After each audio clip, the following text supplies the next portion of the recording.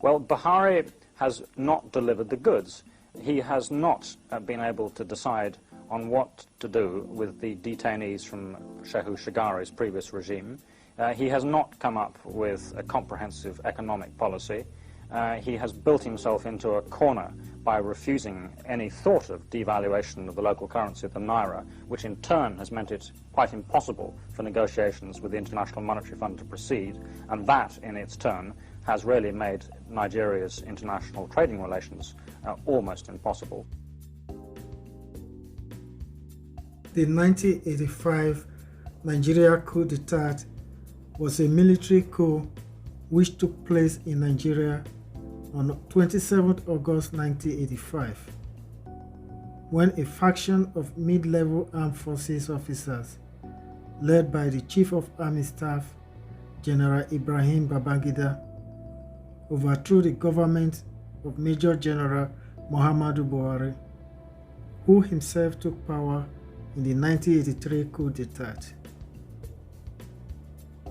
Buhari was then detained in Benin City until 1988. Babangida justified the coup by saying that Buhari failed to deal with the country's economic problems by implementing Buharism and promised to rejuvenate the economic ravaged by decades of government mismanagement and corruption. Babangida then replaced the ruling Supreme Military Council (SMC) with a new Armed Forces Ruling Council (AFRC), which lasted until 1993. The regime survived a coup attempt in 1990. Wing Commander J.B. Uku, the accused person, is guilty and hereby convicted of the offense of concealment of treason contrary to and punishable under Section 40, subsection 2 of the Criminal Code.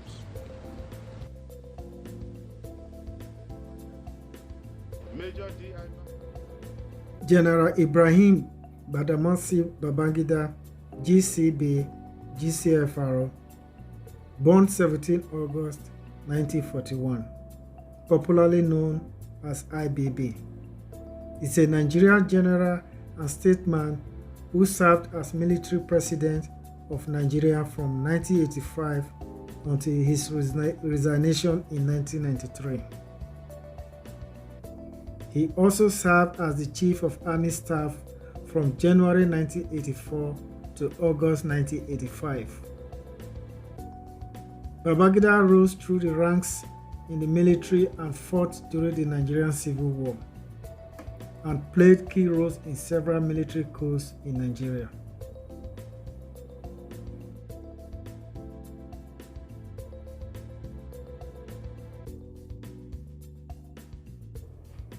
Following the 1983 military coup d'etat, General Babangida, then Chief of Army Staff, started scheming to overthrow military head of state, General Muhammadu Buhari, exploiting his closeness with allies Sani Abacha, Aliyu Gusso, Halilu Akilo, Mama Vasa, and Gado Nasco, and younger officers from his days as an instructor in the military academy, graduates of the NDA's regular course. He strategically poisoned his allies and gradually within the military hierarchy. The execution of the coup was initially delayed due to General Tunde Idiagbon, the 6th Chief of Staff, Supreme Headquarters, and ruthless second-in-command to General Muhammadu Buhari. On 27 August 1985, General Babangida and his co-conspirators orchestrated the palace coup with 4 majors: Sabo Dasuke, Abubakar Danjiwa Umar, Lawan Gwadabe, and Abdulumimi Mini Aminu, detailed to arrest the head of state. In a speech, General Babangida justified the coup, describing General Muhammadu Buhari's military regime as too rigid.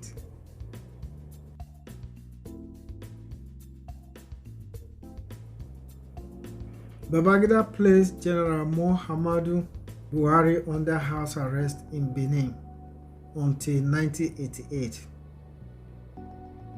He established the Armed Forces Ruling Council, AFRC, in a bid to consolidate his power and promulgated his official title as the first military president of Nigeria. In December 1985, hundreds of military officers were arrested. Some were tried, convicted, and eventually executed for conspiring to overthrow the General Babagida. The conspirators were alleged to have been led by General Mamavasa, who was Babagida's childhood friend.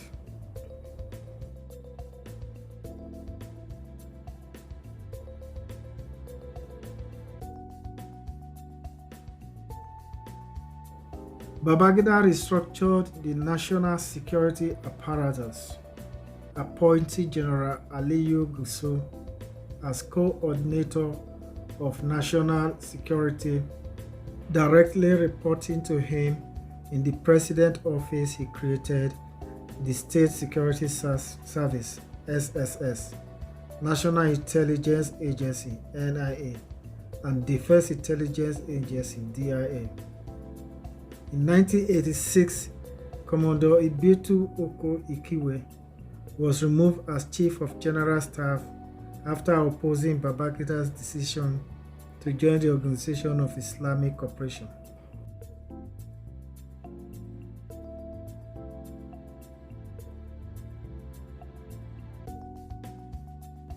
Babagida administration has been considered the most corrupt and responsible for creating a culture of corruption in Nigeria.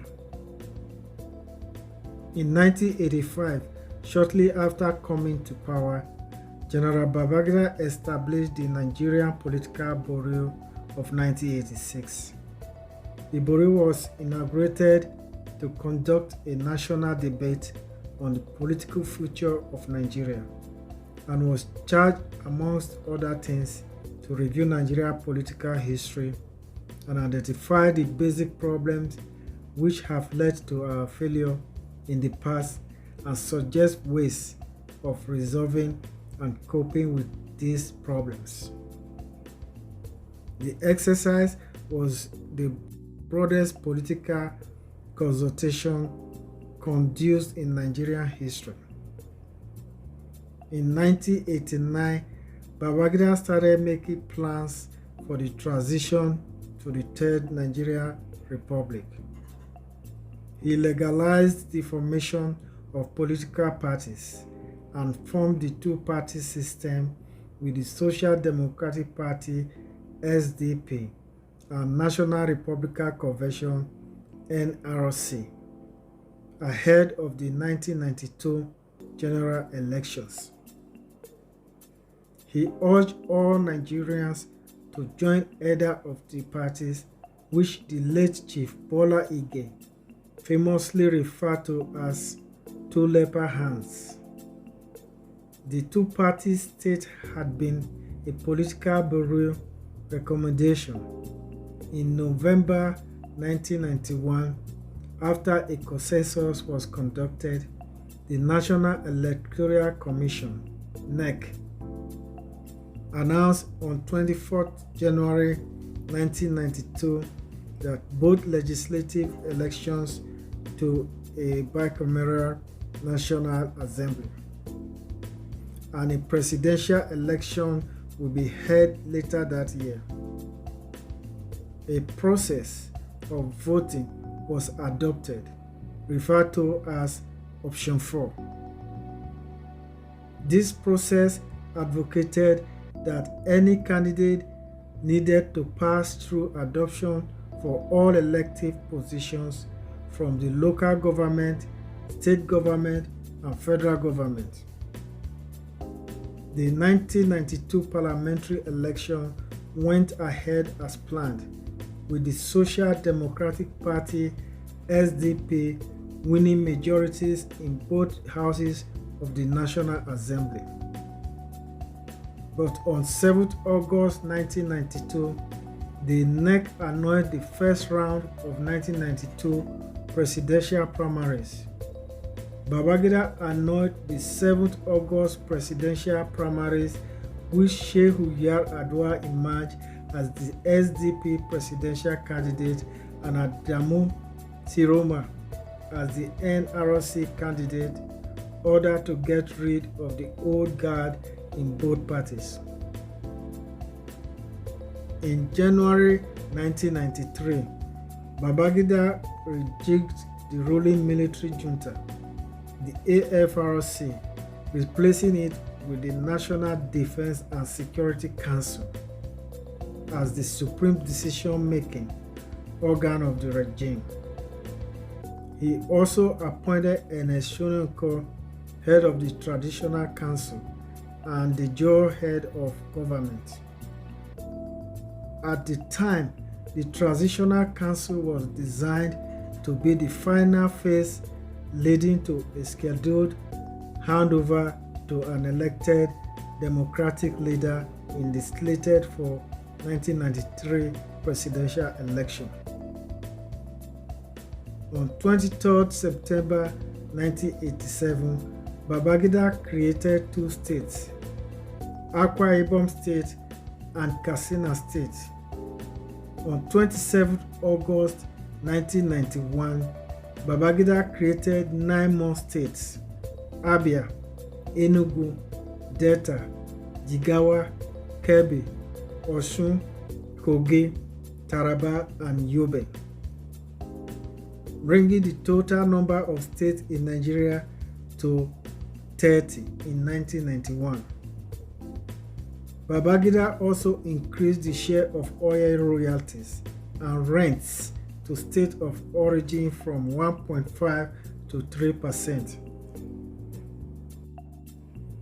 Chief Moshood Kashimawo Olawole Abiola, also known as MKO Abiola, GCFR, born 24 August 1937 to 7 July 1998, was a Nigerian businessman, publisher, and politician. He was the Are Ona Kankafo 14 of Yoruba land, an aristocrat of the Egba clan.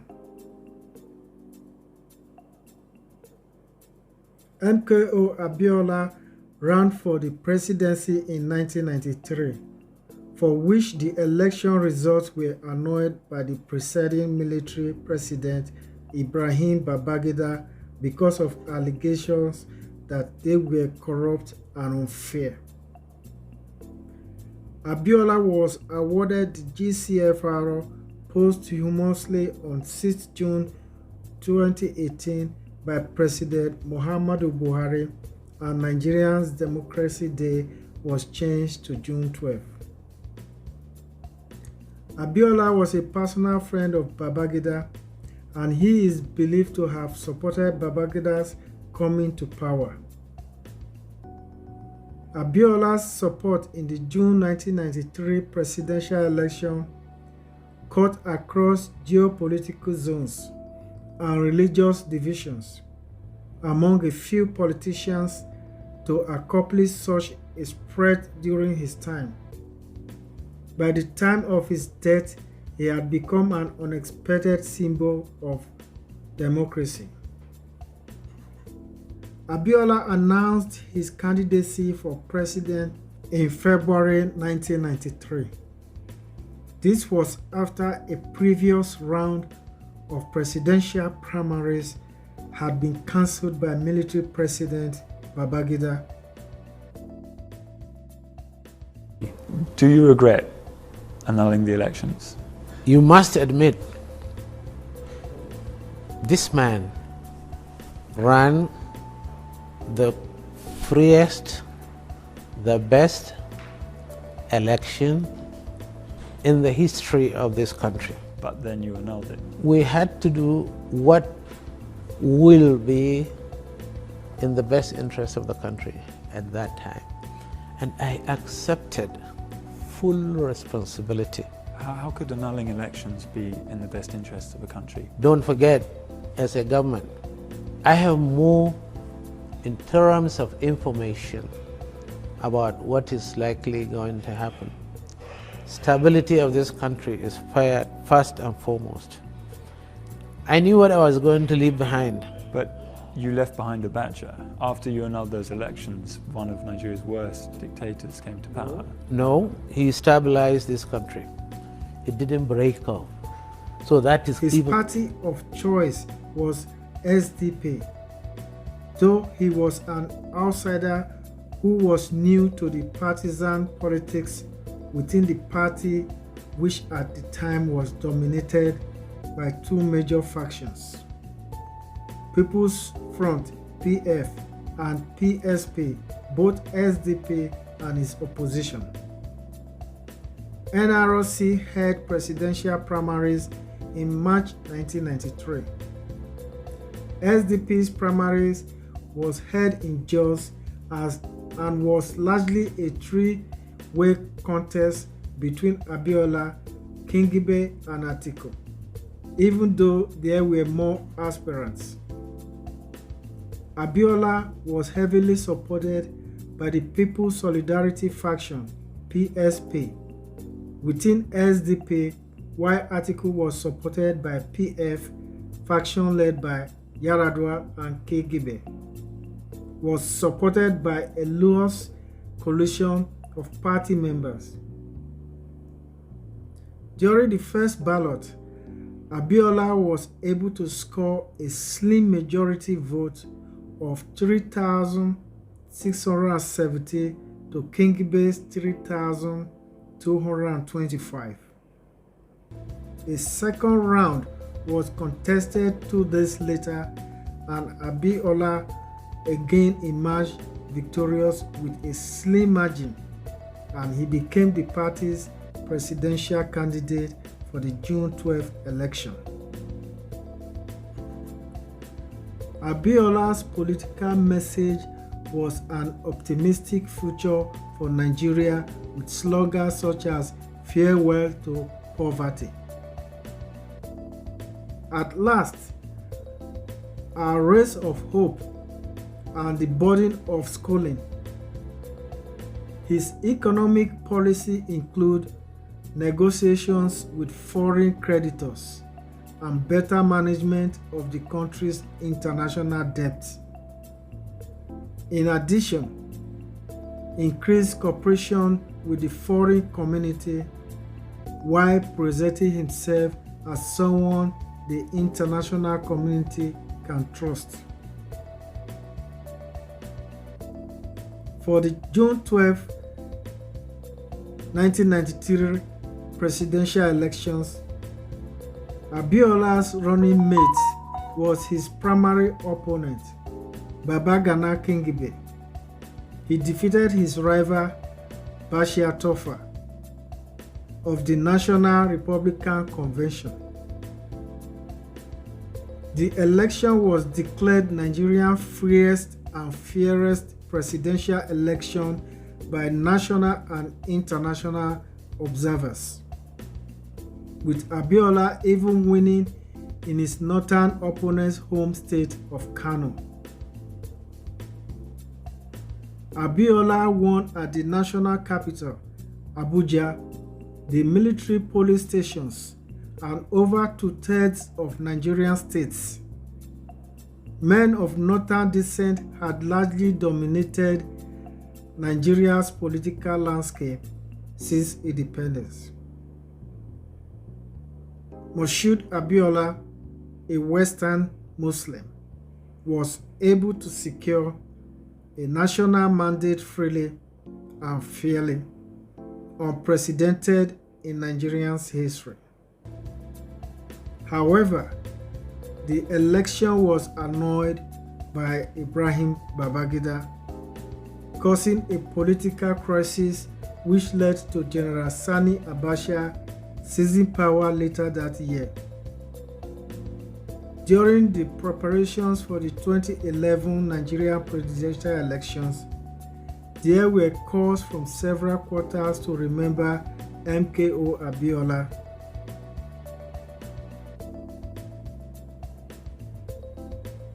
In 1994, Moshood Abiola, MKO, declared himself the lawful president of Nigeria in the Ekpetedo area of Lagos Island, an area mainly populated by Yoruba Lagos indigenes. He had recently returned from a trip to win the support of the international community for his mandate. Off and on until the military released the result of the June 12 election and put the democratically elected president, who is myself, in charge of affairs. I won't go to war. I won't encourage my supporters to go to war. I will fight for peace, and we will get peace.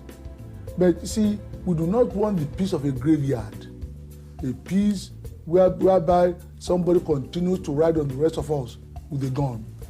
We will get peace, but we'll get peace with decency and integrity and honesty and probity and democracy. After declaring himself president, he was declared wanted and was accused of treason and arrested on the orders of military President General Sani Abacha, who sent 200 police vehicles to bring him into custody. MKO Abiola has been referred to as Nigeria's greatest statesman. His second wife, Alhaja Kudirat Abiola, was assassinated in Lagos in 1996 after declaring public support for her husband. Moshood Abiola was detained for 4 years, largely in solitary confinement with a Bible, Quran, and 14 guards as companions. During that time, Pope John Paul II, Archbishop Desmond Tutu, and human rights activists from all over the world lobbied the Nigerian government for his release. The sole condition attached to the release of Chief Abiola was that he renounced his mandate, something that he refused to do. Although the military government offered to compensate him and refund his extensive election expenses. For this reason, Chief Abiola became extremely troubled when Kofi Annan and Emeka Nyako reported to the world that he had agreed to renounce his mandate after they met with him to tell him that the world would not recognize a five-year-old election. Of Chief Abiola and the other detainees is a sensitive one. I did discuss with him the process that is going on for return to civilian life. I must say I found him perhaps in some ways. First of all, he was in very good health. He was alert. I found him in some ways more realistic than some of us outside. In fact, he did say, in 4 years, I know the world has moved on. He would want to be released and get on with his life. And I trust that the release, when it comes, will be unconditional. Moshood Abiola married many wives. Notable among them are Simibiat Atinuke Shuaga in 1960, Kudirat Olanyika Adeyemi in 1973, Adebisi Olawumi Oshin in 1974, Doyinsola Doyin Abiola Abuaba in 1981, Modupe Onitiri Abiola and Remi Abiola. He fathered many children. Moshood Abiola died in suspicious circumstances shortly after the death of General Abacha. On the day that he was due to be released, 7th July 1998, while the official autopsy stated that Abiola died of natural causes. Abacha's chief security officer, Al-Mustafa, has alleged that Moshood Abiola was in fact beaten to death. Al-Mustafa, who was detained by the Nigerian government but later released, claims to have video and audio tapes showing how Abiola was beaten to death.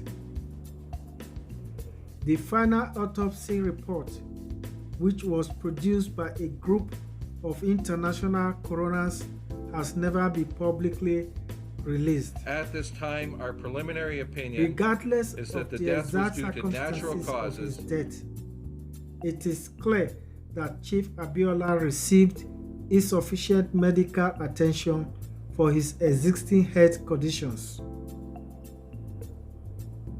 As recounted at the time in a BBC interview with Special Envoy Thomas R. Perkney, an American delegation which included Susan Rice visited Abiola.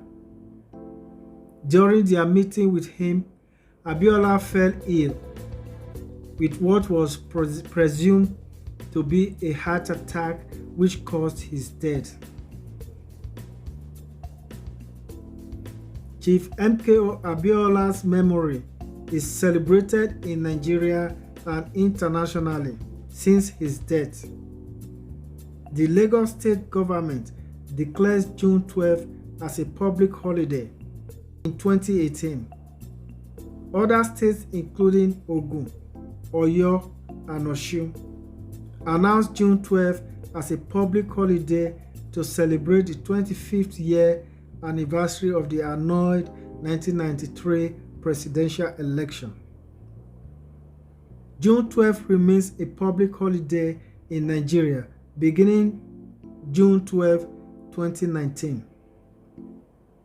It will be celebrated as Democracy Day, replacing May 29. Remembrance events are arranged across Nigeria. MKO Abiola Stadium and Moshood Abiola Polytechnic were named in his honor, and there were calls for posthumous presidential recognition. A statue, MKO Abiola statue, was erected in his honor. MKO Abiola was criticized by political activists and detractors. Controversy was caused by a song by Nigerian musician Fela Kuti, a charismatic multi-instrumentalist musician, composer, and human rights activist, famed for being the pioneer of Afrobeat music and a controversial figure due to his unusual lifestyle and apparent drug use. It is believed that Kuti had entered into an acrimonious dispute relating to a contract with MKO Abiola's record label. He used the abbreviation of International Telephone and Telegraph (IT&T) in a song criticizing big multinational corporations. The song ITT accuses such companies of draining official resources and says they start to steal money like Obasanjo and Abiola. On May 29, 2012, former President Goodluck Jonathan announced that the famous University of Lagos will be renamed in memory of Abiola as Moshood Abiola University of Lagos, MAULAG. This received a negative reaction by both students, alumni, and members of public, resulting in an abrupt reversal. June 12 declared Democracy Day and public holiday to honor Abiola. On June 6, 2018, Muhammadu Buhari, President of Nigeria, declared 12 June as the new date for for the celebration of Democracy Day.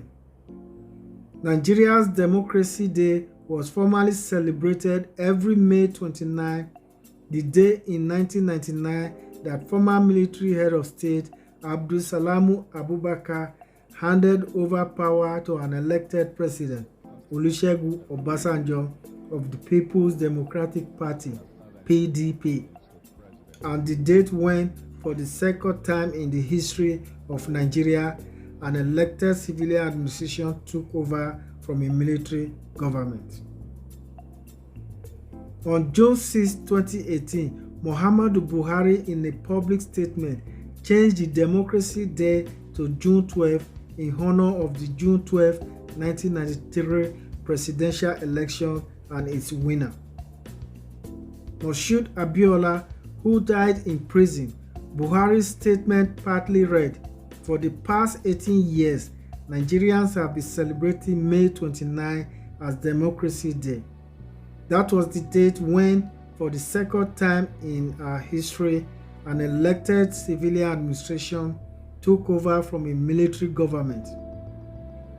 The first time this happened was on October 21, 1979, but in the view of Nigerians as shared by his administration, June 12, 1993 was far more symbolic of democracy in the Nigerian context than May 29 or even the October 1st.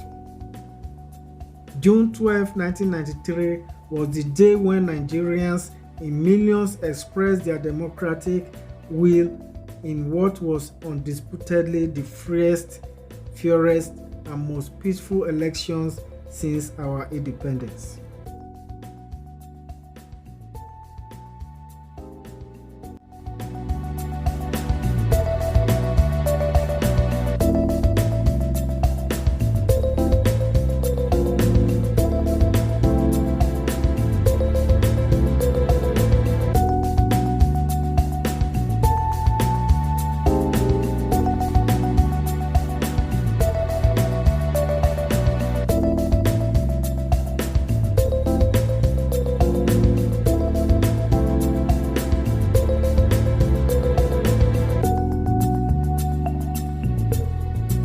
It doesn't bode well that conditions are being placed on Chief Abiola's release.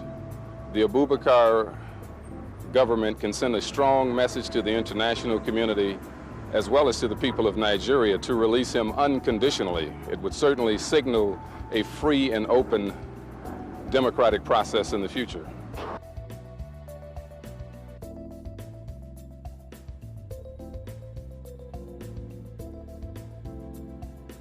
The point is that there is a moment of opportunity here, and General Abubakar has an opportunity to help bring Nigeria out of the isolation it's found itself in as a result of the actions he takes, and we want to encourage that.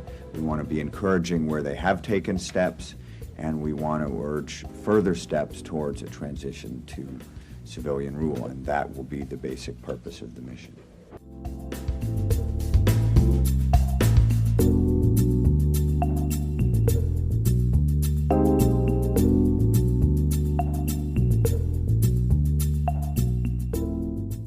It's so difficult to imagine what has happened. And when you see the pictures or you see him talking, you realize that for 4 years this man, because he would not betray the people of my country, has been caused to undergo such inhuman treatment and such cruel experience. His wife was killed, my mother was killed, and he was given an article informing him of my mother's assassination, and all these other things that the military has caused on him. It's just, I can't even conceive of it now that it's nearly over. I really hope it is nearly over for my father and for my country.